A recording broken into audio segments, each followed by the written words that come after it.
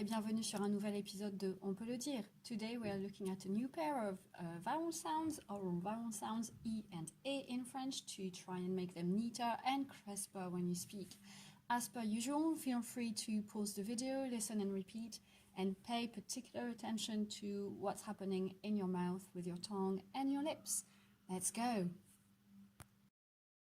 Last time we looked at comparing and contrasting two sounds. We looked at comparing the sound E, which was in this area of the graph, with the sound U, which was here. Today we are looking at another pair, and we are reusing E from here, and we're going from E to A down here.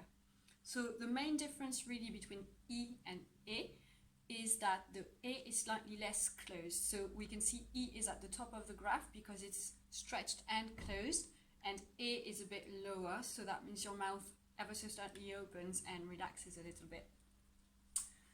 So we're going to do the same sort of game that we did last time. We're going to go from one vowel sound to the next, and we're going to do that first with the vowel sounds on their own, and then with some short words, monosyllabic words. And the difference between today and last time is that we also have some short words in French that actually make you glide from E to A really more or less fast, and we are going to do a little tongue twister with that. So hopefully you'll have fun. Let's do this. So like last time, listen, repeat, have fun, pause or speed up or slow down the video as needed, and you can challenge each other and you can do this with your friends.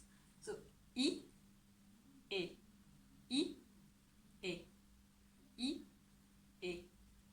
And then the first monosyllabic word we're going to use, the first one is even just a one letter word. It's an adverbial pronoun. It's E, which is written with the letter Y, and that means there, as in there is. You might have learned il y a, there is, or there are. So E, and then we're going to use the French connective A, which is and. So E, A, E, A, E, A, E, A.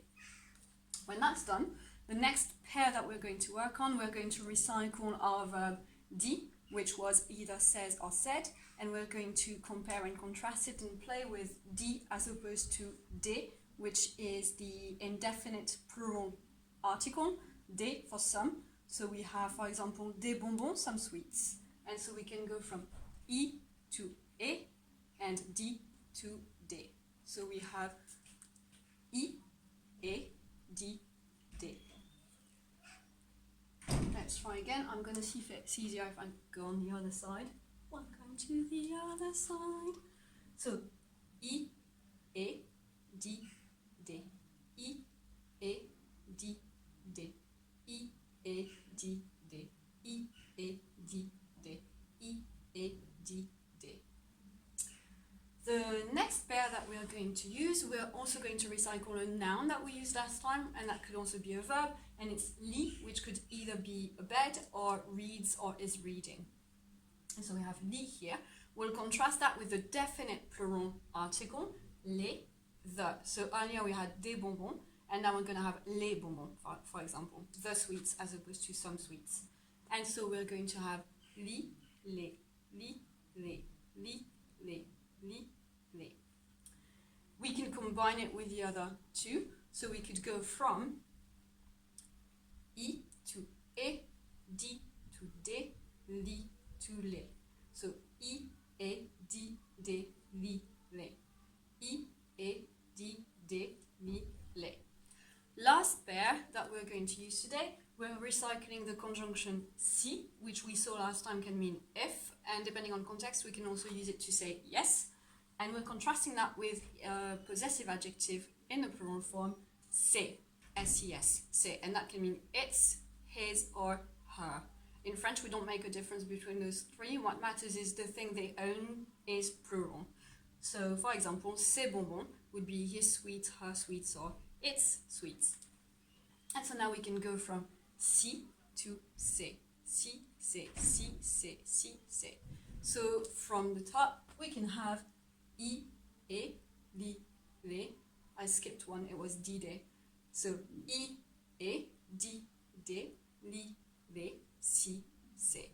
I, E, di, de, li, les, si, c'est. And you can have fun with that again. So I'm not going to point anymore because that's getting challenging, but you can follow on the screen. I, E, di, de, li, le, si, se. I, E, di, de, li, le, si, se. Now, earlier I said that we had some words in French that make you glide from one to the next, and so for that we're going to practice with 3 words. The first one is lier, lier. You can use it either in its past participle form, like I've written down here, and almost as an adjective then. Lier is bound or linked. So lier, lier. So you go from E to A and it becomes just one word. The other one we're going to use is pied, which is foot. You can't see it, but foot. Pied, pied. So we have lier, pied. And the last one is almost a combination of the first 2, which is why we're using it. So we're now having plier, which as a verb means to fold. And you might remember the meaning with the English word pliable. When something is pliable, it's soft enough to bend and change the shape of it. And plier is either fold or bend. So we have lier, pied, plier. Lier, pied, plier. Lier, pied, plier. And again, you can have fun and do that on repeat. You can speed it up or slow it down. And that's it. So hopefully, having done all that, you've grown a little bit more aware of what your lips and tongue are doing to produce these sounds. So, I, E, di, de, li, le, si, se. Lier, pied, plier. Okay? Next time, we're going to continue our exploration of this part of the graph. So we've done U versus I versus E, and next time we'll do E versus E. So we're going even more towards the open sounds. And hopefully this helped. Don't forget to comment below if you have any questions or anything that you think was particularly helpful today, or anything that you think would have been more helpful. Constructive feedback would be good. Like and share if you find this useful and if you know people that could use this. And subscribe if you think you like my content and would like to see more. Au revoir!